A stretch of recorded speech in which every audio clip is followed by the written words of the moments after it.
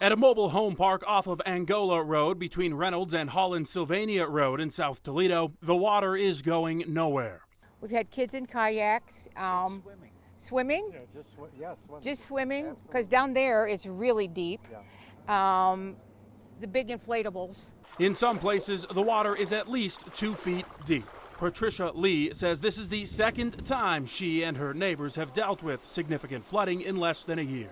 Last time this water was all gone in by the next morning, but this hasn't gone down 1 inch at all. The car that's stuck down there was a truck earlier that flew by, picked up the car, moved it, and dropped it just by the waves. Christopher Rupert says it is a hassle for many, but for him, a chance to have some fun. Me and my other friends were playing in the water, tubing. In Monroe, Michigan, wind was to blame for a 50-foot tree toppling over on Saturday. I was watching TV, heard a loud noise, looked out the window and saw nothing but green and fire and smoke, and grabbed the dog and went out the back and ran to a neighbor's house. Deanna Vanderpool lives directly across the street from the tree.